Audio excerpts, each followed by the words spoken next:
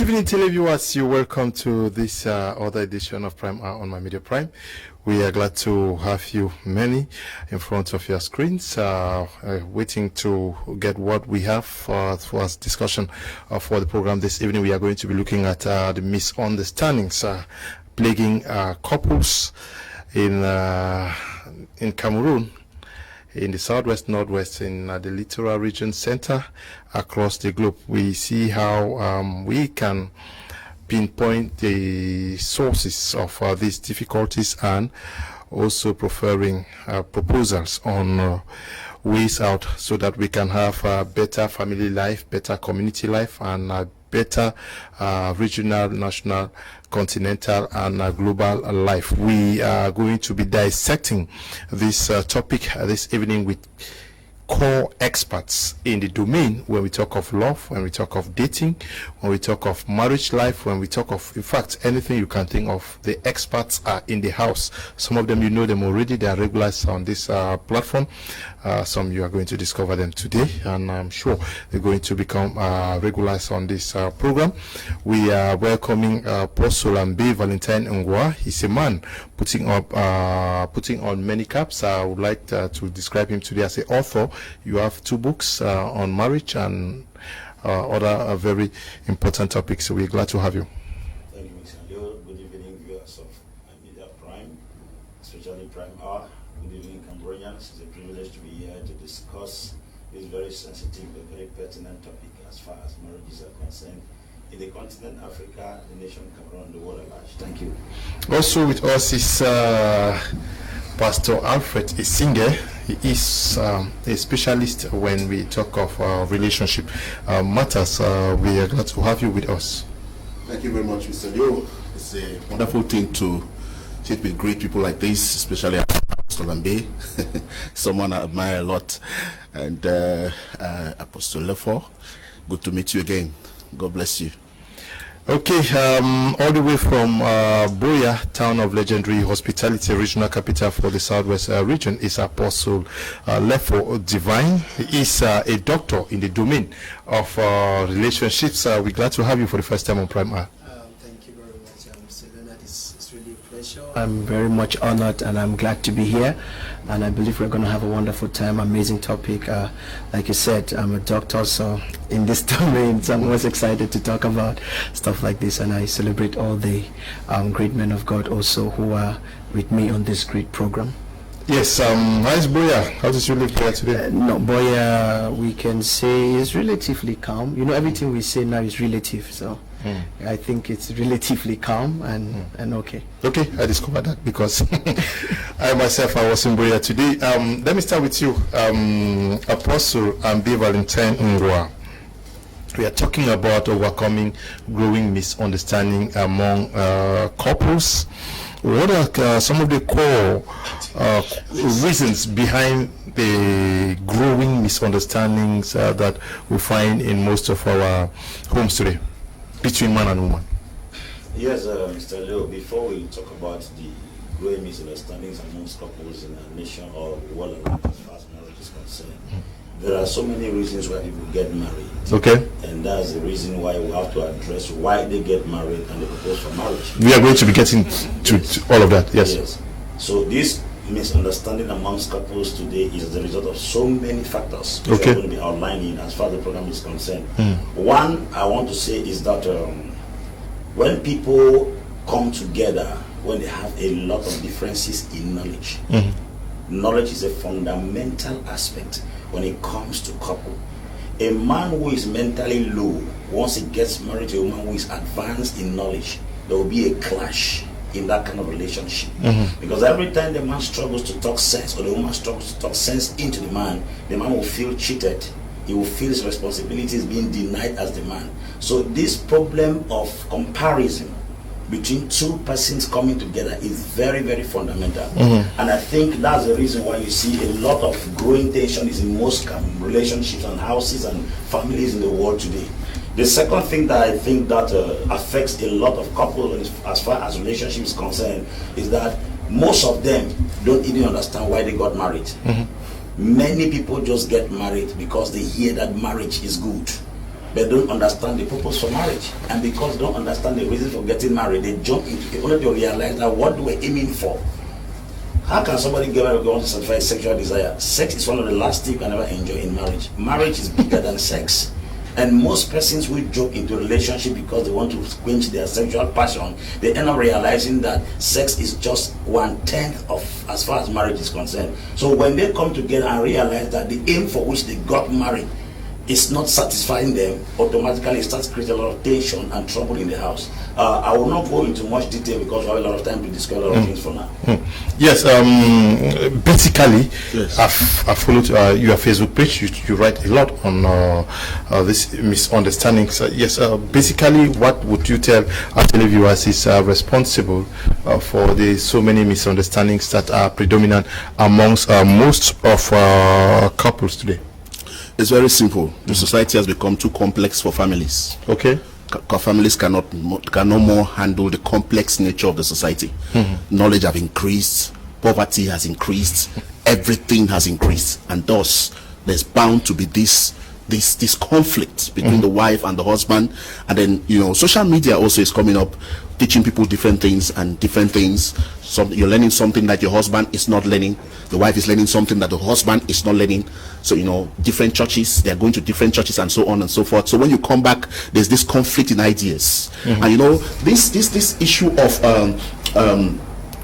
conflict that comes with new information. You know, someone has a new information about life, and you come back to the house with something that your husband or your wife cannot understand. It brings a lot of problems. Knowledge gap. Yes, knowledge gap. He raised the issue of the fact that either one person is more knowledgeable than the other. Yes. Now, but when it comes to the issue of like Apostle just talked something about sex, I want to say that sex plays a very great role in marriage, if not 50%. Let's just say, I don't want to take it down to a lower percentage or a very high percentage, but I'm saying that it plays a very high percentage in terms of marriage. But unfortunately, people know so little about it, and they have so little mastery about it. And the group of people that are involved in marriage today, which are the Christian religion, they're the ones that mostly go for marriage. Like I said last time, they're the ones that know so little about sex, and they get into it and they find out that what they, you know, this thing that they really wanted, they can't really get it. And maybe some other young girl that have gotten it so much before only finds that he comes back and get married to someone that is not matching up to what they are going through. It becomes a problem. Right now, I talk a lot with a lot of people, men of God and families, you know, because these are the people that marry a lot. Because like I told you before, many other, like I said pagans the other time, and some people thought that it was not right for me to call people pagan, but obviously those, because if I say unbelievers, they may say that I'm just trying to be religious, but I'm talking about pagan because it's common. Now that word pagan, you know, it's like there's a lot of sincerity in it than Christianity. Why I say that? Because they believe more in their traditions and customs than Christians believe in what they believe in. And so when you come to marriage and you don't have anything you hold for, you fall for anything. Because if you stand for nothing, you fall for anything. Now go for a Christian to swear using the Bible, they will be telling a lie and swearing using the Bible. but a pagan will go to a native doctor, they say swear here, he will never swear because he knows that something will happen. Why do Christians don't believe that the Bible is very active, but they believe that native doctors are very powerful? That tells us that they have nothing they stand for, and it becomes very, you know, very whimsical. They can shit for anything. If I get you, sex plays a very, very fundamental role as far as the success of a marriage is concerned. We are going to get into that. I would like you to elaborate more on that. But let me come to the doctor of our relationship. Does it start at the level of the dating? What are those things to look out for? Because he talked, Apostle Ambe talked about the fact that I'm sure you're talking about complementarity that was lacking. Yes. Should we start at the level of knowing the likes and the dating, all of that? Yeah. Okay. Thank you very much, Mr. Leonard. I want to really appreciate some of the points that have been brought by Apostle Ambe. The first thing I would like to say is that most at times, when people, like we're talking about this conflict, when two people come together, we have a challenge because many people try to prepare in marriage. Okay. They try to prepare in marriage. And some people take the slang and they say, well, marriage is that one place where they give you a certificate before you start learning. You see, it's an error, because I believe that one of the mistakes many people make, especially maybe say Christians, is they assume that the person they are marrying will change. That means they assume that, okay, the person will change because they are now husband or wife. The name husband or wife does not change a person. If you assume, for example, that this man I'm going to spend my life with, you have to assume that what I am getting right now is what I will live with all my life. Now imagine we were thinking like that. Many people will not choose the people they choose. It's because subconsciously we are assuming when we marry we will pray them to change. When we marry we will children. Yes, you see, you are having an assumption that day that God blesses it in church, the person will begin to change, and then all of a sudden you are disillusioned in the relationship, and you discover that this is not what I went for. So I believe that conflicts will be less. Of course, we will definitely have time. We will talk about even how to resolve conflicts. We're going to discuss that. Yes, but definitely, like we said, even this knowledge that we'll talk about, more knowledgeable and less knowledgeable, this is mostly relative. I think the major thing is when we start thinking, like you talk about the dating, when we start thinking far, we will now start from that dating process to start ask ourselves, how do we prepare for that? Do we prepare for that? Yes. How do we date? How to even there's something I taught on how to profile your man or your woman while you are dating, because some people don't even know the meaning of the dating and all of that. Yes, but they are listening. Many of them are there. And some are not married, and would not want to fall into the situation where some of us find ourselves saying, no, I'm enjoying myself. I'm not saying that I'm not enjoying myself. Some of us are not too happy. So you say profiling the man, profiling the woman. Yes. Can you briefly say something about that? Yes, I think most of our challenges comes from in the Christian milieu. It comes because we have assumed a lot of religious things. For example, many people believe that if I am a virgin or if I pray more, maybe they think a good husband is a reward for being nice, or a good husband for being religious and all of that. And then most of us, especially, I'm glad that men of God are on this panel. It means they are taking themselves to really educate, because most at times we avoid talking about these things in the church milieu. Unfortunately, the rate of divorce is so high in Christianity that we are very ashamed to talk about it. And sometimes even when they're not divorced, the conflict, some people are wearing the same dress to church but they're not talking at home. It's real. We have this all the time. So I think from the dating, because I want all of us to calm down, especially some people who are uncomfortable with the word dating. I think we need to redefine those words. I think from that onset, if we begin to know what to look for, begin to look at, because many a times people don't even know what they're looking for. They think the dating is about going out to eat, going out to drink, sex, and all of that. And these things begin to confuse, especially these young ones, or what they think they see on Philippine movies or Indian movies, that is love. They get disillusioned, and then when they come out into the house, so we have to start looking at where, like he mentioned something about knowledge. The centerpiece of conflict is knowledge, and we have to be able to point out to them which things, because everybody has a source of knowledge. You can't change a man who has been raised in a particular mindset for 30 years overnight. So you have to be able to understand how they think, what they think, their convictions, for us to be able to reduce. We hope that the anointing will break down a 30-year construction. That's what we're talking. But Apostle Ambi Valentine Ngwa, is it not does it not start with making the wrong choices? Wrong choice is different from wrong reasons. Okay, there are reasons for getting married and getting a wrong choice. Okay. Somebody can get the right choice with the wrong reason. Okay. People get married for many reasons. Number one, they get married for ethnic reasons. Ethnicity has to do, married to a woman that comes from the same village with you, because you speak the same dialect with the woman. You believe because you marry a woman from your clan, there will be no clash. There's a very big error. People's character is different from their nativity. The second thing, people get married for legal reasons. They believe that if at all a marriage is signed in court, it is secured, it has a future. But the danger is that a marriage certificate is only valid within the circumference of your country. If you cross here to Gabon, a marriage certificate from Cameroon has no value. So we should not marry for legal reasons. We also marry for customary reasons. Number one is why? Because people get married because they want to leave a name. They say if you marry a woman, you must give birth to a child to leave a name. So when a woman comes to a marriage and cannot give birth to a child, it becomes a serious problem. But God's intent for marriage is not actually to produce children. God's intent for marriage is to fulfill purpose. And purpose is stronger than giving birth to a child.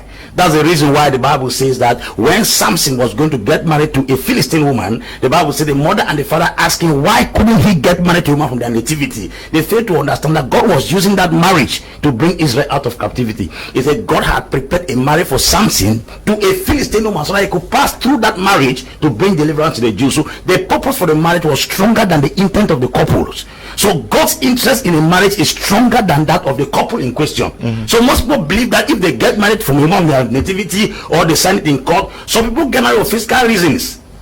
A woman is sexy, she's tall, she's beautiful. As a woman begins to give birth, beauty fades away. What remains in the house is character. And most people don't seem to understand that you are marrying the soul of a woman, not the body. That's what the Bible says. When a man leaves the father, the two shall become one. They become one in soul.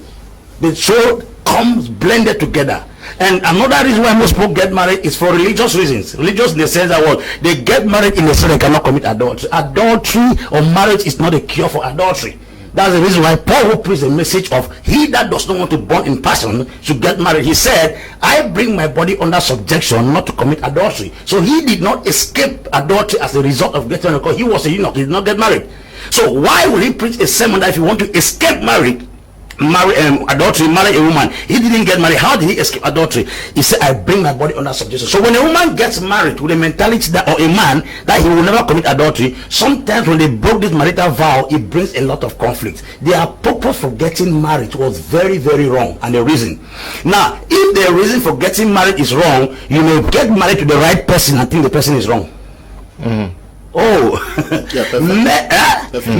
people have gotten married to the right partners for the wrong reason, and therefore now they fail. Some get married out of affection, not love. Affection is a chemistry that brings two opposite sex together. Love is consciously accepting the good, the bad, and the ugly. That feeling you have that brings the two of you together should not be the basis for marriage. Because if it was that feeling, you have felt that thing for many girls. This is big knowledge. I myself am getting a little bit confused here. Yes. Now, I want us to understand this thing. Yes. Motive and love. Yes. Because almost everywhere they say, oh, it is love. From morning to night, I love her, I love her, I love her. If I get what you are saying, there are stronger reasons than this mere expression of love. That's what I say. Affection is a chemistry that brings two opposite sex together. But love is not a feeling. It's a conscious acceptance of the good, the bad, and the ugly. That means you know what you are getting married to. It's not that feeling. If you follow that feeling, after some time it will die. Ask all of us who got married. In the first 1 year when you were trailing your wife, you're burning with passion. Once she enters the house, that thing dies. You start living with the reality of her. So don't follow this passion, because while you have had this passion over many girls, to tell you that if you were to follow that passion, you would have had so many girls in life. And marriage shouldn't be built on that sentiment and sensation. It should be built on accepting the woman's ideology, accepting her structure, accepting her way of life. And even if she has an attitude that you do not like, love is a capacity. And let me break it down. True love is when you are able to love what you hate. Yes, sacrifice. Yes, love Christ, what you hate. Christ and the church. Yeah, loving what you hate. That is, there are things you will see in a woman that you don't admire, but it doesn't block your passion for her. There is nothing in the woman's life which is wrong that is strong enough. Just like the sin of mankind could not stop God from dying for humanity. But what you are saying here, many persons find themselves in bondage, because you cannot get married to any other person. Many people find themselves in bondage. They can die for a woman. That woman can kill them. Yes. Are you saying that they should die for that woman because this is what I'm letting you know. Yes. I'm letting you understand that the definition of love is not hating what you don't like. It's the capacity to love what you don't like. Okay. God never loved sin, but he died for sinners. Okay. That was practical. I really want that we should really bring this thing to a way that was a practical. That so you love a woman. Yes. Yeah. You master this notion. No, not a feeling. You master this notion of love beyond. You are talking of true love. Yes, love. And she can kill you. She does all the wrong things, but because of true love, you are there. Okay. For 30 years, you are there. Okay. So if I get your definition, divorce has no place in. I think let him say something. That's a very good. I would really like to talk about that. Okay. Yes. Yes. So divorce has, whether whatever she does, because you love her. Yes. Now, my concept about marriage is really complicated sometimes, because I try not to be religious as much as possible. Okay. I try to be social in my approach. Like I talk about, there's what we call culture shock in marriage. A lot of people find themselves in it because they were not raised like that. This is not how they taught us. This is not how my parents live. This is not how things should go. This is not how, like somebody he believes that they said that there was a man that got divorced with a wife because of what? Toothpaste. They say we press toothpaste from up. This one said no, it's from under. This one said no, it's from up. And then that problem becomes so serious. Now, like I talk about love. Love is not that kind of a thing you throw yourself like a pig because you think that I would die for this one because of this. Love is wisdom. And wisdom teaches you that you have to multitask sometimes. Sometimes you have to be a father, sometimes you have to be a friend, sometimes you have to be a pastor, sometimes you have to be everything so as to be able to bring your home into order. Now, when you say I love and then you say you throw yourself, that means you're not wise. You cannot roll switch so that you can try not to put yourself in a position where you can be killed. For example, you say, okay, a man got you very beaten today, and you say, no, I love him, and this and this and this. Sometimes I think that if you call counselors to your home, it's not a problem. I think that if you call a man to order using the right authorities, it's not a problem. I think that going to social welfare to report your husband for violence is not a problem. I love him, I want him to be fine, so I need to give him knowledge about the society and how things should work, how love should go. That's it. If we have this kind of concept, the society will be a wonderful place. Now, not necessarily that will end at the point of divorce, but will end at the point the other one gets the knowledge he has to get. Sometimes you need to force people to get knowledge. Sometimes you need to give what they call corporal punishment in order to transmit knowledge in certain things. So I believe that, like I just said, I have a problem with Christianity to a greater extent because they narrow down so many things to some cultural issues. And these cultural issues is not our culture, it's rather the Jewish culture. The Jewish culture. The Jewish culture has a way they see women. They has a way they see the society. Paul came to a time where he said the women should not speak in church. According to him, the women are not supposed to speak for certain reasons because of his cultural inclinations. And that's why I'm trying to say that in our churches today, we should be very wise. That's why a pastor who is not knowledgeable about the society is not qualified to be a pastor in a church. Because a church is a complex environment where everybody is found, especially the married people, the families. You must have at least a certain knowledge that you can be able to manage crisis in marriage. A lot of pastors send so many people apart today because of what the council say. Your husband just left this place now. What he told me about you, if I tell you, you will not realize it. Then the woman goes back and say, what did you tell the pastor about me? Or this and this and this. And there's a lot of problems. So I'm saying this because we are having a problem. I'm talking more on like a sociologist and also a pastor, because this thing must be balanced in order for us to have a healthy society. Like I said last time, why are we going to talk about marriage just at the level of the university? And it's just one department, maybe sociology, anthropology, that deals more with marriage. Marriage is supposed to be a general subject from childhood, from primary schools and all the like, so that our people begin to learn what marriage is before they get to the real sense of marriage. But we get to a point where we just get up like from a dream and we want to pick a lot of things. And see, Mr. Leo, there is a lot of packaging in our society today, and that's what has brought a lot of problems in our homes, especially in a lot of packaging. Especially in the churches. Yes, people try to portray what they are not.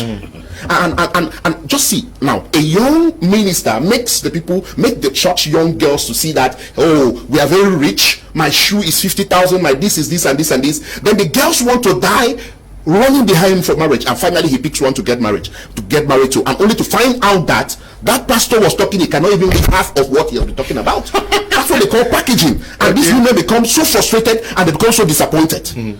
That's it. Okay, yes, I think we have really said a lot of things, and I'm just trying to put myself in the shoe of somebody out there who is standing and is facing a very practical situation now and is asking themselves a lot of questions. I think, like he mentioned, I want to just highlight some of the things they said, beautiful things. He talked about knowledge, he talked about reason, and he's talking about even how we counsel them as pastors and everything. And he pointed a very important thing. Most in our society today, like he said, they talk about marriage only in a small branch, maybe in sociology and anthropology and at the level of university. So now that we are faced with this problem, how do we solve this? First, we know that an average home has a culture or a religious background. Our religious leaders have to take up this responsibility to be able to have the wisdom to direct these things. Because whether you like it or not, see, Mr. Leo, the truth is, when you're getting married to somebody, more than 70% of their convictions come from their religious background. Now, and let's be very clear here. And whether you like it or not, you don't marry a man. You are not marrying a man, you are not marrying a woman, you are marrying a mindset. This is something, if you understand this, you are not marrying a man, you are not marrying a woman, you are marrying a mindset. In fact, this is the reason we have conflict. Because you finally enter the house and you discover that love does not keep a home. Because if you check in the scriptures, Adam, I told somebody, I said, a man is not looking for love.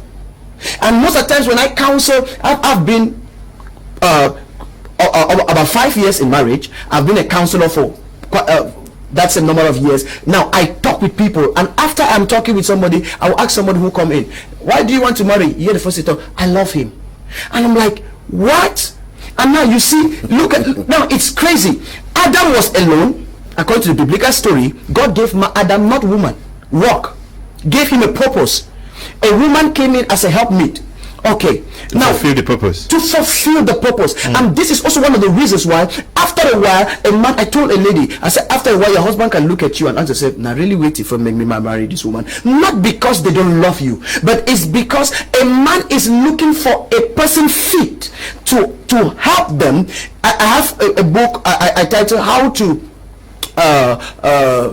dealing with the feeling of being unappreciated in a relationship. In fact, one of the reasons why people feel conflict in a home is because after a while they don't feel appreciated, and that's because they don't understand that their appreciation does not come from the feeling they offer the man. And that's why even the Bible, they will not tell you, Paul is not telling the woman love your husband, he's saying the woman submit. Submitting is not that the man is your boss. Submitting is, okay, where are you heading? I am fitting there, we are making it work. So when we talked about purpose, I was so happy. But now my question now comes in. How can we be talking to people that marriage has a purpose when they don't even know themselves?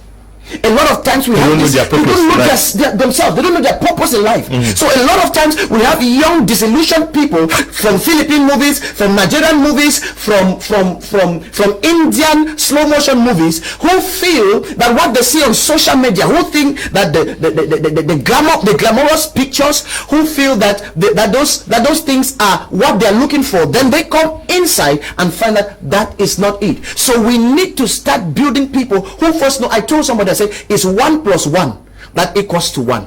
It's not half plus half. You don't marry somebody to complete you. I don't believe. You just say, I'm marrying this person to complete me. A person does not complete you. 2 must be better than 1. It is written, 2 must be better than 1. And for 2 to be better than 1, is 1 cannot be adding with 1.5 with half. I must be complete. It means that a woman must have a sense. That's why I was happy when he said we need to build a sense even in ladies. Today there's a way that we have. The society has raised women to feel that they need to lean on a man. I told a lady, I cannot marry you and carry you. I need to marry you and you help me carry my luggage. We have a lot of baggage, so together we should carry it. I can't marry you and you're the first luggage I carry. Then why did I marry? So 2 must be better than 1, and for 2 to be better than 1, we need to come to this understanding that we are marrying a mindset. And if we take that, then we are going to now start deciphering how then can you be able to diagnose and understand the mindset of the person. Because many people date somebody for 2 years, and listen, even when you're watching a movie, I was telling you, even when you're watching a movie, you can decipher how a person thinks from even their responses to a movie, responses to situations in life, responses to how. But now many people, when they're dating, they don't look at these things because they don't even know what to look at. So a lot of times, even our parents have subconsciously, we are living in a society where purpose has not been elevated. From small, they are looking for what makes money. So from small, your parents are asking you, what will you do that makes money? If you are intelligent, they are forcing you to become a doctor, they are forcing you to become an engineer. People don't understand purpose, so you discover that we have squashed that. We don't value purpose, we value. That's why you see a man will come and park a big car and the mother will start advising, now master this, whether you like it or not. Now they are thinking about how that man will bring liberation. That's their financial liberation for their family. And you see, and all of this kind of pressure. So I think when we decipher, I said it one and I'm saying it again, you are getting married to a mindset, and that is the only way we can be able to overcome these growing misunderstandings, because misunderstandings simply come from differences in mindset. Apostle Ambe, we also understand that many frictions, misunderstandings surround finances, very acute in most homes today.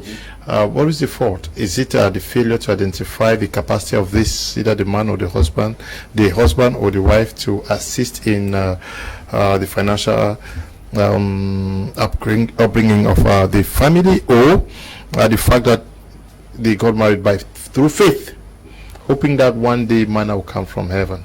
First and foremost, Mr. Leo, marriage is not a job opportunity. Okay, it's not a job opportunity. Yes. It's not a certificate. Marriage is not a redemption from poverty. Marriage is not an employment. It's not an employment.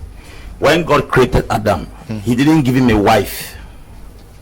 People get married to wives. You don't get married to wife. Wife is a title. What God gave Adam was helpmeet. It's not helpmate. It's not M-A-T-E. It's M-E-E-T. Meeting. That is, you're coming to help me meet a need. So when you want to marry a woman, you must take on these four foundations on which the church stands. You see, the child increased in wisdom. That's mentally. And in stature. That's economically. He was in favor with God. That's spiritually. And with man, socially. If these four pillars are not balanced in marriage, there will be cracks on both sides. There are people who are not sociable. They are economically sound. They are spiritually okay. They are mentally okay, but they are not sociable. And that crack of not being sociable is affecting the marriage. That is, men are not romantic. A woman may be given everything in life, but once you are not ministering to her soul, she may look at all the dresses you buy for her and mean nothing to her. There are men who cannot meet the social desire of a woman.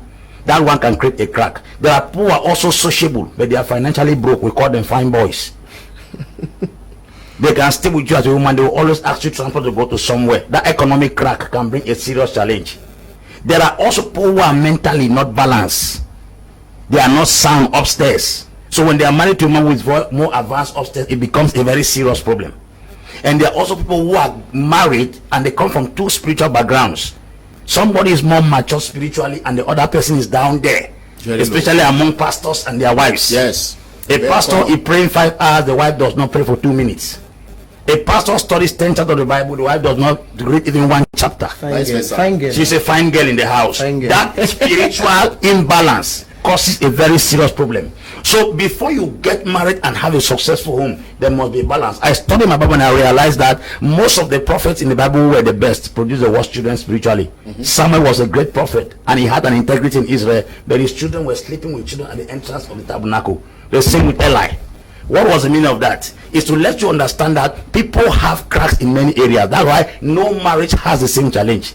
Number 2, there is a particular knowledge and there is a general knowledge. You can read 20 books on marriage and still fail.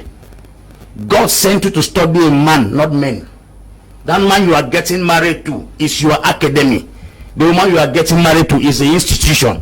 No two women are the same. They may have certain similarities, but there is a uniqueness in every woman. There are women that you might not give them money, but spend time with them. There are others, as far as you give them money, they don't bother where you're going to. And there are others, as long as you tell them where you are going to, because you have some women who are police detectives.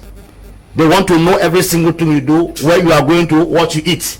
Now, when all these areas are having cracks, you go there, you discover that you go to a single side. If there's a crack that, God forbid, it could be in the area of economy. You go to his own, it can be the area of social. You come to my own, it can be the area of spiritual. So we'll deal with issues in our homes based on the particular crack. But as marriage counselors, we are going to be touching all those areas on how to handle. So if you find yourself trapped in any area, but I want us to look at financially. Is it that the man is failing or the woman? That's what I'm saying, that the woman is a helpmate, because most women see marriage as employment, job opportunity, or a breakthrough. A woman is supposed to help meet. When a man carries the burden of a family, at a certain level, he starts seeing the emptiness of the woman. If you are a woman and every single thing depends on your husband financially, you are a liability.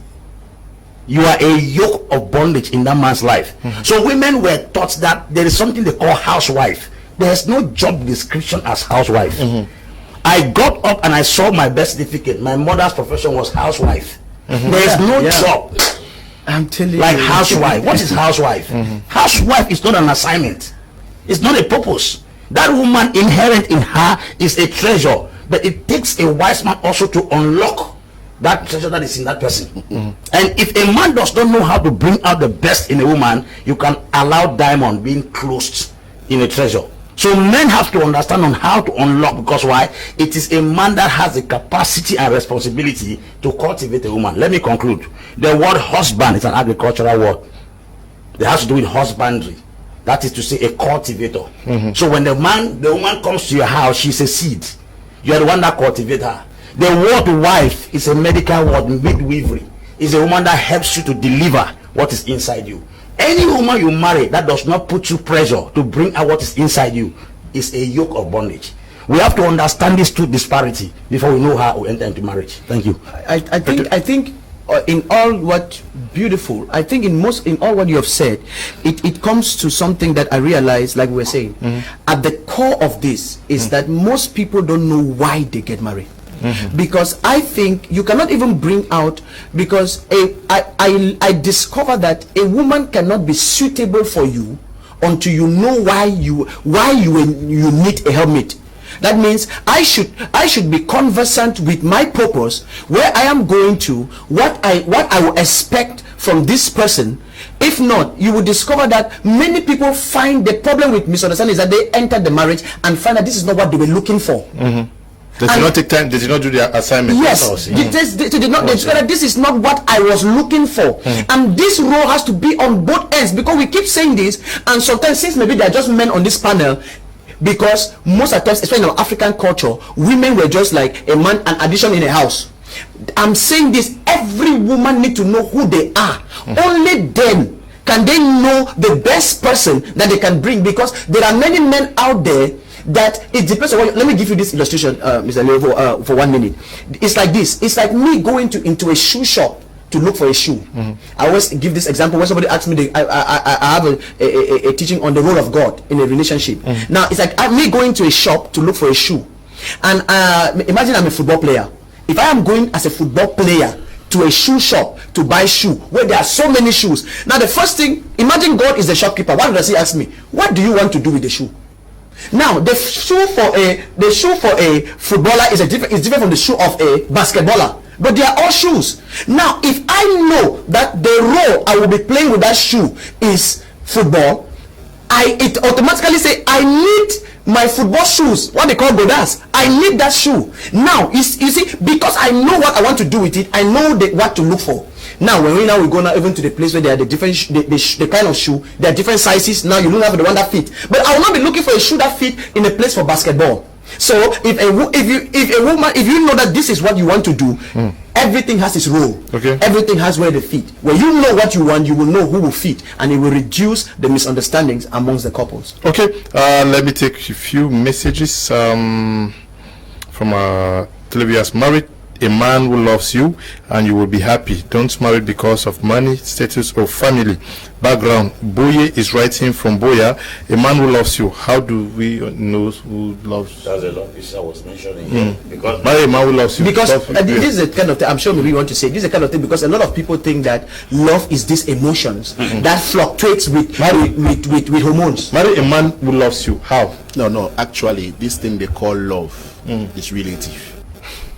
It's periodical also.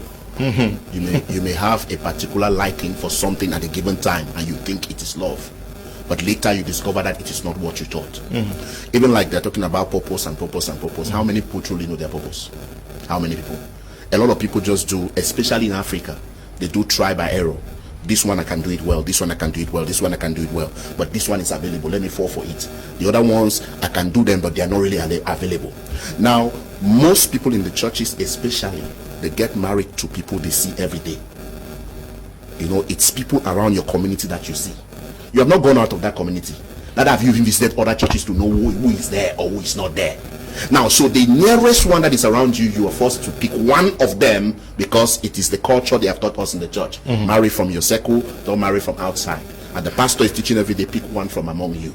And what happens? They find themselves there. So the issue of love is, even if you stay with the devil for a very long time, you tend to start loving him. You stay in the darkness for a very long time, you start finding that places are getting bright. So that's why you say, you know, a girl may start portraying a very wonderful character at the beginning, but at the later end, especially when you get married to them, they start portraying some kind of things. Now, some of them prove to be very hardworking and very talented, and after you get married to them, you discover that it's nowhere to be found. So we're trying to say some things when it comes to the dynamism. Love is a dynamic word. You have to learn how to fluctuate. You have to learn how to be dynamic on the course of love. Love, you see everything. By God's grace, God has given me a woman that is educated. Is a professor. She has a master's in business administration. She works in a bank. She, you know, diversity. She's a Christian. She is very active in God's, in some kind of things. So it becomes more complex. She studied journalism, mass communication, and that kind of a thing. Then she becomes more complex to handle because she has all the knowledge, and she has, when it comes to finances, she doesn't lack that thing. When it comes to some kind of thing, she doesn't lack it. So to work with such kind of people, you don't need ordinary knowledge. You need to learn how to fluctuate, how to be dynamic, how to move. There's no word like I love him, so I stand on this thing, on that. Love is a dynamic word. It's a word that moves. Oh, you have done this. He said, Peter, do you love me? Peter said, you know I love you. Jesus said, do you love me? He asked 3 times. And Peter became angry. Jesus, this thing you are talking about love, which one is love again? You know I love you because I have caught the ear of someone someday because of you. Then how come? Jesus said, but remember that the other day you denied me 3 times. So this is how love is. It's a fluctuating thing. So to say that I want to know the person I love before I go into it, no. Just look at some values you may appreciate. You know that with time, even if this value is changing, I can learn to manage it and work with it. And you begin to develop the liking for what you do. It brings you to a particular place. That's what I'm saying. A real man is not the man that has a principle of life. A real man is that kind of a man that is dynamic. They can switch. They can role switch. They can, you know, they are just dynamic. That's why most companies, before they employ people, they ask you questions like, can you multitask? Can you do different things at different times? Can you, if you're under pressure, can you handle it? I even think that when they say that, we actually think that marry somebody you love. The truth is, one of the cause of growing misunderstanding amongst couples is their different definitions of that word love. Good. Because this is you are talking about love here.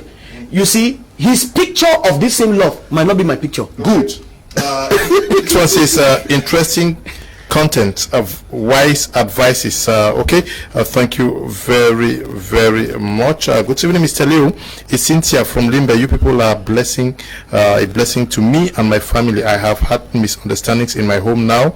Please ask your panelists to pour more light on social aspects of marriage, please. Okay, I hope they are. I hope that they can. I would like to write which particular area where it's social is too broad. I was about to talk about that. Can we just note some of the points that they are raised, going to raise, so that we can help them out? Yes.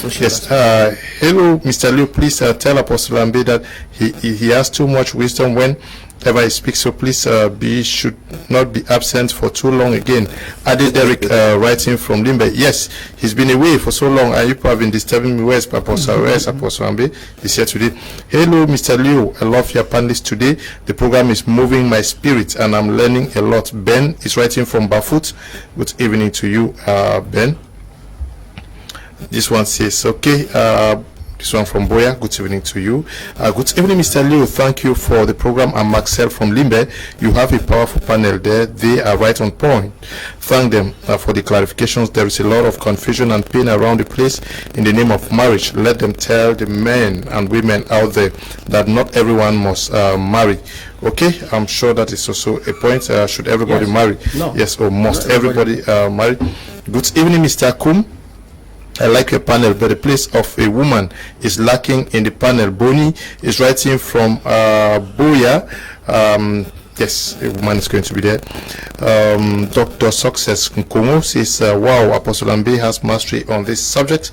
Doctor, writing from Nigeria, good evening to you. Greetings to you guys and thanks for the good ideas.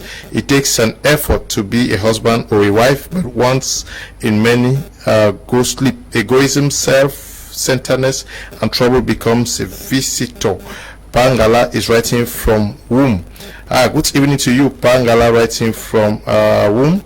Also special greetings to Pangala, my teacher. Good evening to you, and also to Mr. Thomas Sigala, one of my teachers, all in GHS womb there. Good evening to you guys. Great guys. Good evening.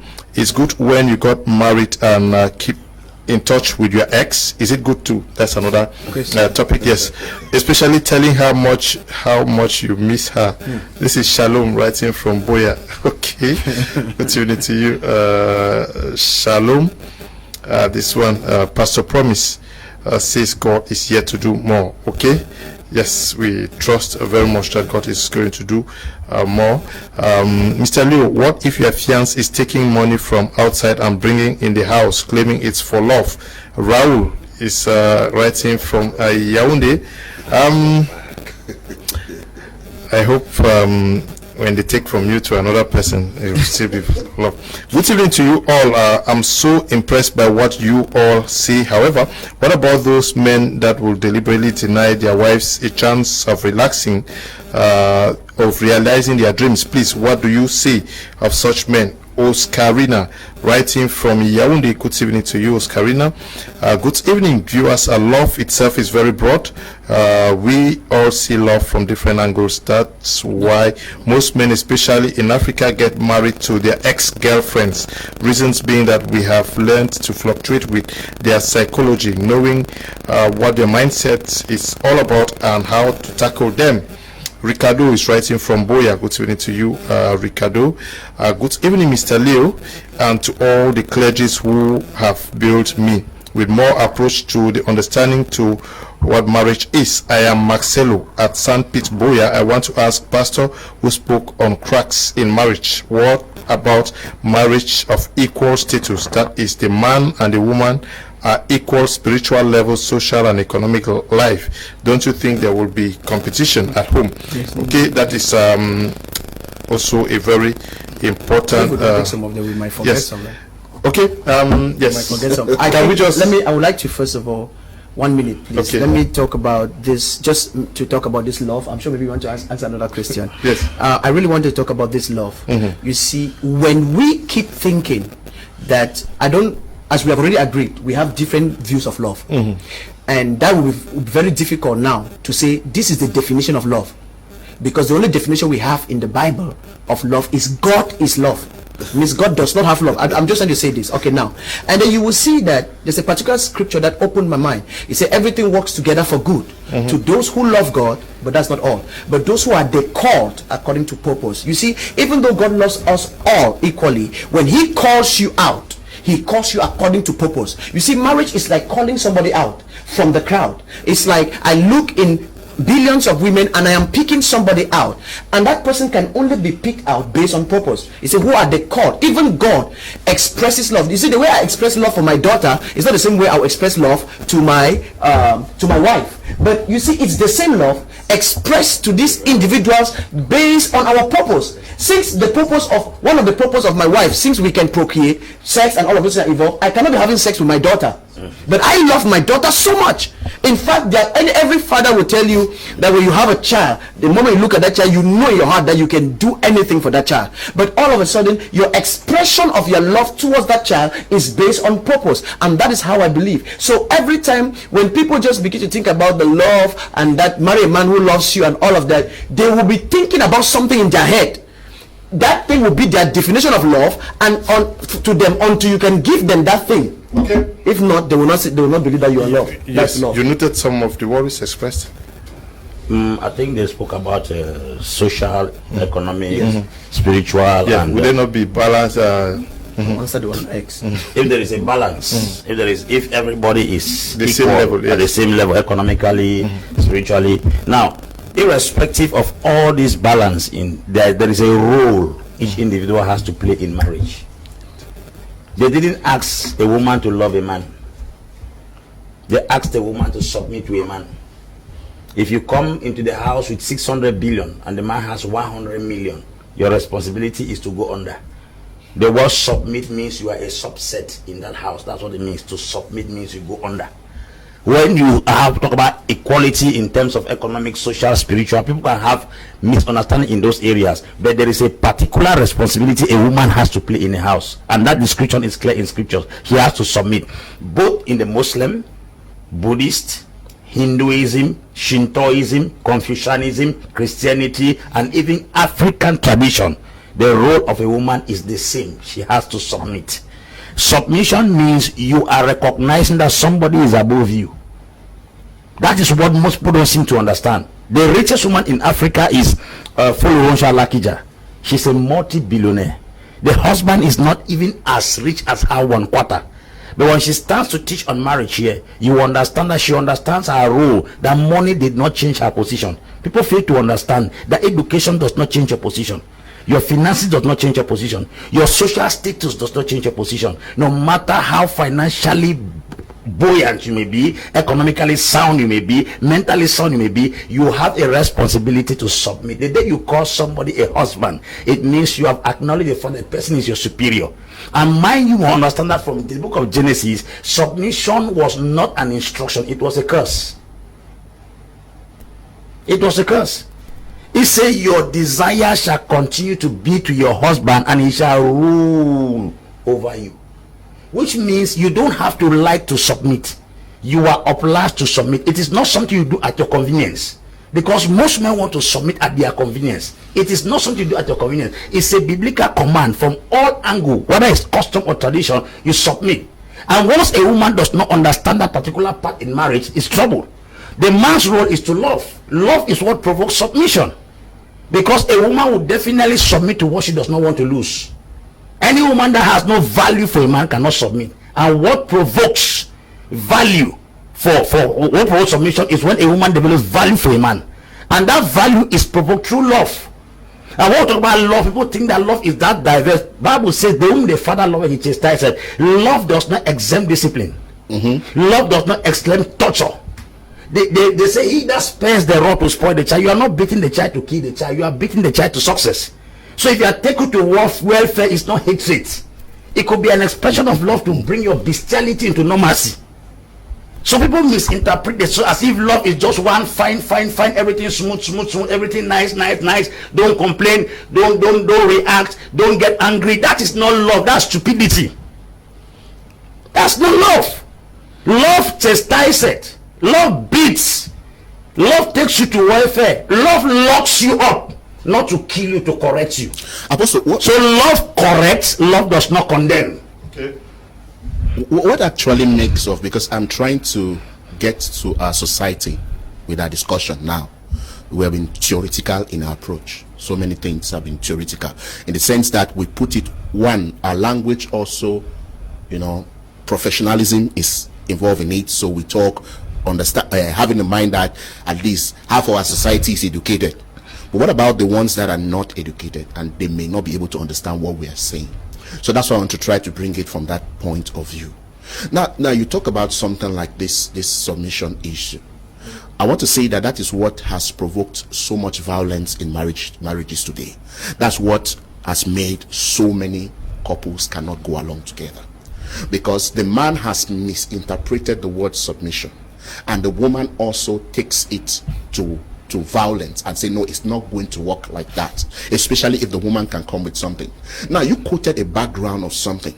The fallen man and the fallen woman were given a curse, but now they are in Christ Jesus. Yeah, should they still operate under that curse? That is, I also had an issue. Let me come. You're going to talk about that. Should they still operate under that curse of you are going to be under the man? This submission is very I think that this thing is about becoming a friend. When you discover that your woman is the same level with you, Please, instead of talking about submission and everything, please talk about a friend. Okay. Yes, you're going to be my friend. You're my friend. Please. I will argue and debunk that.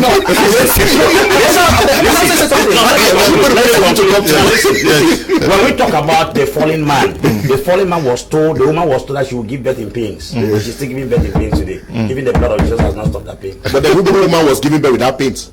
The Hebrew woman. Which woman? The Hebrew woman gave birth without pains. I'm asking you now that the woman that was giving pain in Genesis is not giving birth to pain today with Jesus Christ in her life. The word submission in scripture in Genesis is still applicable.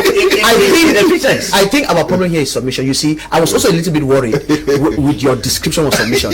I'll be honest. It's not slavery. I know. Let me explain my own perception. It's provoked by law. I believe that Pastor, I believe that true submission, which is not abusive, will come from not the fact that you see when women have this problem is because they think they are submitting to a gender. No, they are not submitting to a gender.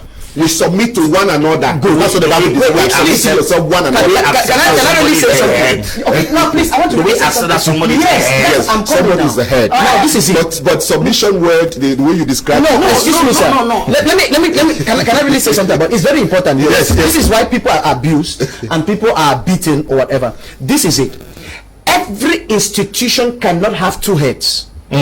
Of course. Are you getting me? Now, at this one, because I want to also debunk the idea of there are two heads. Anything with a two head is a monster. It's a monster. But it depends on what you call a head. Yes, no, that's not. Okay, but it depends on what you call a head. Even this nation, Mr. Leo, has a president. Okay, I think this is it. That is why I am so much concerned about a man knowing where he's going to, and let the woman, we don't submit to a person. I think it's please. We are trying to solve a problem. Homes are dying. Yes. Families are they are scattering. We have this theory, we know it. Okay. But let's make some of our men to know that the way they want submission is not the way it's supposed to be. They're not submitting to your trousers. Yes, chiefs. They're not submitting to your muscle. It now depends on the context. Okay. I told you that we should come to our special greetings to you, Anita Eno, watching us on social media. Soka Tua Martin, good evening to you. Dr. Success and Kongo, Ayang Miranda, good evening to you. Ta Rosu, you say Liu, you should have had a woman on this debate. Okay, Ephraim Che, good evening to you. Georgiana Enanga, who says, wow, you don't marry a man or woman, you marry a mindset. Wow, left for divine. Okay, Shelly Victory, good evening to you. Don Sheriff, good evening to you. Sisisiku Oscar Gori Nyukongi, good evening to you. Nkemcha Isidore and Deep Tambe. Derek, good evening to you. Ash Duke Frank, good evening to you. Mercy Kiang, Aditit Pame, Yela Blesius Wayit, Sangon Franklin, good evening to Edmond Tima. Amos Mui, good evening to you. Ronald, good luck. Desmond, good evening to you. And all of you watching us on social media, we say we are glad that you are there. Kuku, T. Eric, Dr. Success Nkomo is following the program. I don't know whether he has any contribution. You have been following the debate so far. Your take on this whole issue of love and living together in our homes.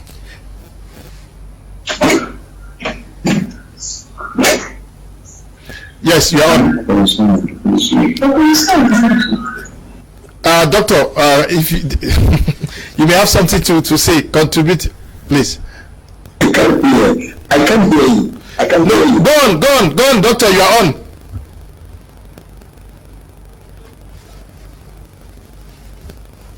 Okay, you guys, you fix whatever is not working there. I just cannot hear you. I watched the images, but I can't hear anyone. Doctor, we're getting you. Can you just go on? Okay, we get back here. I don't know who takes this one. You raised an issue of sex, yes. Which is also a very contributive factor. How much contribution should sex life bring to a successful marriage? sex is very, very essential, very fundamental, because there are a lot of things that goes along with sex. Sex is not just the excitement of lying on a woman in the bed. No, actually, sex is bonding. One of the covenant practices in marriage, that's why they say consummate. You consummate a marriage with sex. It's what binds the soul of the man and the woman far more than the confessions you make in front of the altar. The actual bonding between the man and the woman is the issue of sex, where a transaction takes place between the soul of the man and the woman. And sex is very fundamental. Once that particular aspect of marriage is cracked or has a challenge, there is 50% guarantee that house will soon collapse. If a woman does no longer have the affection anymore to go to bed with a man, or vice versa, the challenge is that that home has a serious problem that must be attended to as fast as possible. Now, there are many ways that sex can also die in a home because people are very myopic and archaic. Sex is something that is psychological, and there are many ways to make sex appeasing when it comes to relationship. I wrote a book on the winning couple. I wrote a lot about the issue of sex. First and foremost, the environment. Sometimes when you make love only in the house, it becomes boring. That's the reason why you have to relocate the environmental aspect of sex. The psychological aspect is that sometimes when you keep seeing the same images, the same mirror, the same blind, the same bed sheet, the same house, sex becomes boring. And that particular aspect of marriage is something that if we do not look into it, especially in the church, we are claiming Holy Maria, Holy Maria, Holy Maria, Holy Brother, Holy Sister. If we don't speak deeply concerning sex in the church, it's going to be a very serious problem. I tell you, there's an oral aspect of sex. You can look at a woman and say a word during a period of sex and your passion dies, everything dies. One of the things you must understand that there are 4 A's in marriage. You must first of all accept the person. Second, you appreciate the person. Third, you admire the person. Then you adapt. Adaptation, what I want to talk about. Adaptation is the capacity to fluctuate with a woman's nature and a man's nature. Women are very volatile beings. They change as the days go by. You can get married to a slim woman, admire her for her size, but as the days go by, she gives birth to 1 or 2 children, 3 children, and then she develops pot belly. And then you start realizing that she's developing stretch marks. You have to adapt to the new condition you find your wife. Like what Apostle Singer was saying, that you have to be dynamic. So adaptation is very fundamental. And there are also women also who do not know how to respond, because sex is a combination between 2 parties in question. A man may not want to make sex with you and then you suddenly land by a piece of wood. No, there must be a response. As far as sex is concerned, it's a very, very sensitive topic that if we want to dissect it here, we may take the whole day. In the book of Proverbs, it says, a woman called upon a man along the street and said, I have prepared my bed with tapestry. I have put it with fine flour. I have sprayed it with perfume. Sometimes the way you dress the bed can appetize somebody for sex. There is also the psychological aspect of sex. A man is a workaholic. Sometimes he gets involved into activity until he may come back and he become unconscious of the fact that he has to make love. You, the woman, need to just swing around her with some kind of nightgown that is transparent. It causes attention, because when men are carried by what they look, women carried by how they are touched. Women move by feelings, men are moved by looks. That's why a man can be walking with his wife on the roadside and is going ahead and he sees a very round buttocks passing. He forgets his wife and then begin to look behind, because men are moved by looks. So if you are a woman, you must change your looks from time to time to be appetizing, to cause a man to be attracted towards you. A man can leave his house and go out, not because he likes adultery, but because a woman does not know the techniques and the semantics on how to manipulate the inner chamber. I think this issue of sex is so needs to be so talked about. It's a sad thing to say that I have counseled hundreds of marriages and relationships, and I have seen people who have been married for more than 5-10 years, a lady saying that she has never had an orgasm. Now this is really sad. Like the man, and it's common in religious settings where the word sex is even a taboo.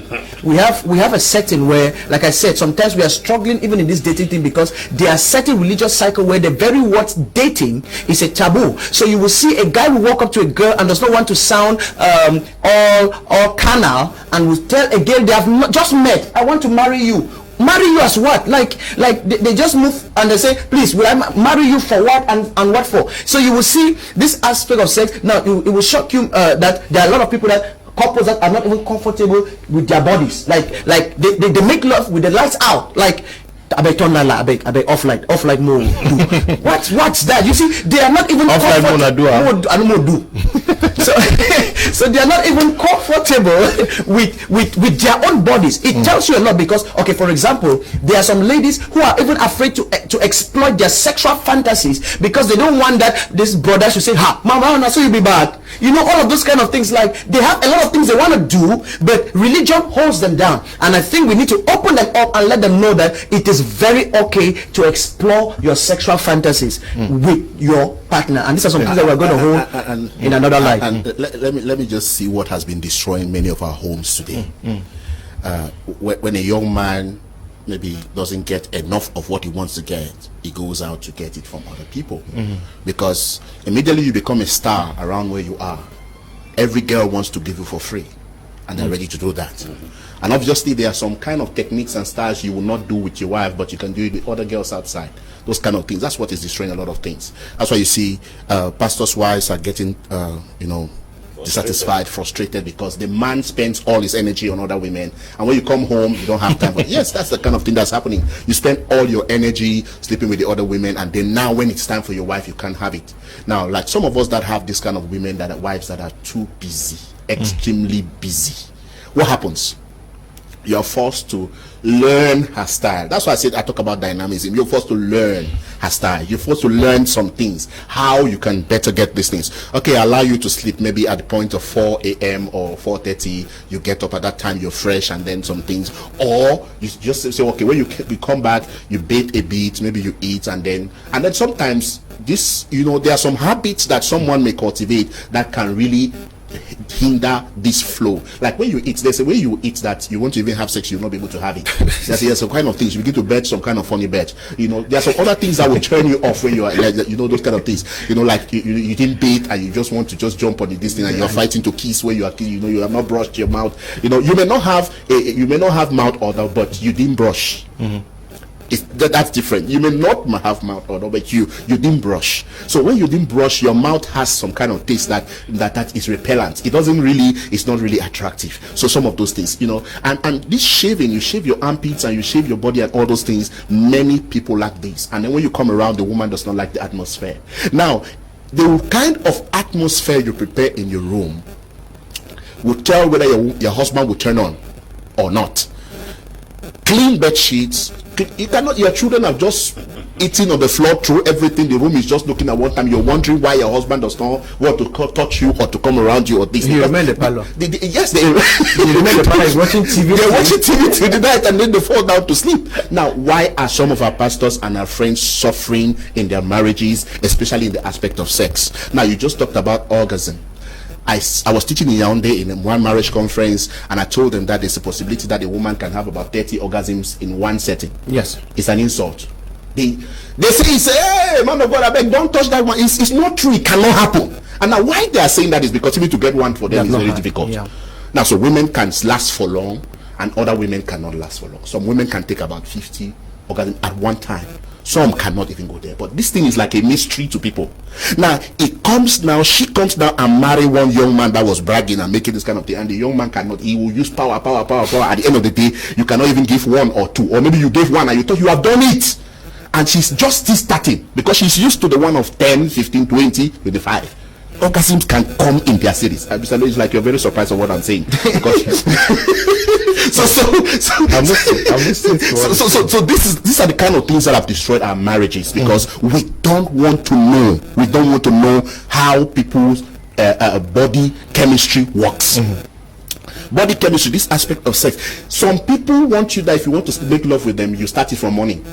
Or sometimes you can even start it one day before the time. Start toasting them. Yes, you start toasting them. Doing some sweet, buying some gifts, coming around, touch behind and play some kind of things. Go to kitchen, they are cooking and you play. Some people like all those gymnastics, but some people don't like it because of their temperament. Yeah. Like cholerics don't like those kind of things. Before you say, I don't know, hey, move the clothes one time. No, and now you said something about putting off the light. Now, putting off the light may not be because they are scared, because there's a romantic atmosphere in the dark when it comes to sex. Now, that's why people prefer a blue bulb. Some prefer a red bulb. Yeah. Some just prefer that maybe you put on the light of your phone and keep there. It gives an atmosphere. Some people just prefer music one fine nice music somewhere, and then it's just to men. Yes. Yeah, no, my major focus was the fact that there are some people who are uncomfortable. Yes, I even during the day, there are some partners who are even shy of even bathing and standing naked. No, you're very right. Like I was wanting to also bring this one where Apostle Valentine was talking about going to different places and everything. I still want to look at this. I don't know whether I'm right or wrong. Apostle, you will come back to correct or whatever. Hotels have spirits, like it or not. Different kinds of people have slept in hotels. They have made love and kinds of things. You may go to hotels and never recover. You bring your wife back and you discover that your wife starts sleeping with church members. Because we have seen pastors that their wives started sleeping with church members and then they divorced. Today they are suffering from certain things. Because you want to explore the world of sex. The world of sex is spiritual. When you're entering there, you have to be very careful. You don't do any kind of thing. Like some of you use pornographic movies to excite yourself. It's a very wrong dynamics. You may enter into it and never come back, because that journey is a very wild journey. It's very destructive. That's why I don't advise people. Don't go to certain environments. So which kind of environment should they create? Because follow what he's saying. What advice? Because I want us to be very balanced here. No, you create your home. Make your home a place to be. Let's be practical. No. How many? Imagine a man has six children. I'm just giving an example. There's a time that the house is so crowded that it's even a turn off. No, let's be very practical here. I think I don't want to. That can put fear in somebody's head, because just that thing that you have just said there. We, even as a man of God, no, you sleep in hotel. No, you sleep in hotel because you know that you're battling. It is prayer and this thing. We are becoming very stereotyped. I don't know if Dr. Success. I don't know if Dr. Success is ready for us. Dr. Success, you have been following the discussions. Your contributions, please, on any of the points raised so far. What's your question again, Mr. Leo? No, I say that you have been following our discussions out here. Certainly you've taken down some points and would want to make inputs, correcting some and adding on some. No, I don't have anything to correct. I just have an appreciation for the panelists. They have taught me a lot. My wife and I and some other friends who came to visit us, we have been watching the program from the beginning of the program, and it's very instructive and inspiring to us. And I like the various definitions, the concepts. But one other thing I may want to add to what they have said is, marriage was instituted by God, and if we must have successful marriage and enjoy our marriage without so much misunderstandings, then we must follow the concept of God concerning marriage. Every manufacturer, when they manufacture a product, they attach to the product a manual. That manual helps to guide them on how to use the product, outside of which they will be abusing the product without knowing. A lot of us have indulged into marriage without understanding the original concept of the institutor of marriage. And God has his concept about marriage. So I am encouraging every viewer, everyone that will ever view this program, to understand that whenever you want to talk about marriage, ask yourself the following questions. Who instituted marriage? What are his concepts about marriage? What does he prescribe as far as marriage is concerned? If we all align ourselves to the concepts of the institutor of marriage concerning marriage, then we'll have less problems in our marriages and we'll enjoy our marriages. Another thing I want to also outline is we should understand that we as Africans should never ever allow the Western culture to influence our perspective about life and things. Why do I say so? The Western culture has perpetuated a lot of evil in our love life, in our relationship life. Some of the panelists said about internet and television. There's a recent trend on the internet where a lot of vibrant Christians are busily buying the idea of the Western culture concerning marriage. And when God instituted marriage, there was nothing like divorce in his agenda. Nothing. And there has never been any prescription from God as divorce in his agenda when he instituted marriage. But the Westerner came and made us to feel that marriage is an experiment. The Westerner made us to feel that marriage is come and let's see whether it will work or not. They made us to believe that marriage is come and let's try, until there's even a language they call contract marriage. That is anti-God. It is anti-Christ. Dr. Success. Marriage is a covenant relationship. Doctor, yes, I want somebody wrote a message that if you are married, should you still communicate with your ex? I don't know whether you still do that since you got married, but above all, I want to you are saying that divorce is not part of our African way of life, that it is an importation from the Western world. We have seen prominent men of God who today are divorced, and some are already married to other persons in Africa. Are you saying that they are wrong? They are not led by the Spirit? Okay, number one, I'll answer the last question before the first one. The fact that the whole world is doing something wrong doesn't mean that thing is right. What is wrong, no matter who does it, it remains wrong. The right thing is, you're supposed to know the person you are getting married to before marrying the person. And once you are in the marriage, you have the responsibility to make that marriage work. As a matter of fact, if you are a believer and your spouse is a non-believer, that marriage must work. The only area where the marriage may not work is when both parties are unbelievers. If one party is a believer, that marriage will work, even if they met themselves by mistake. Number two, the people who said that you got married and you are still communicating with your ex, only on one condition. The one condition is if you had a baby with that ex. And in this case, it is not you that's supposed to do the communication. It is your current spouse that's supposed to be communicating with your ex for the sake of the children. Now, if there is no child in that relationship, there is no need for such communication. And if you continue to communicate with your ex, that is emotional cheating. You are cheating your current partner emotionally and psychologically. And whether you like it or not, one day you will cheat them on the bed by having a sexual affair with that ex. Now, in the agenda of God, God did not create anything like ex. These are still things that were brought to us by the Western people.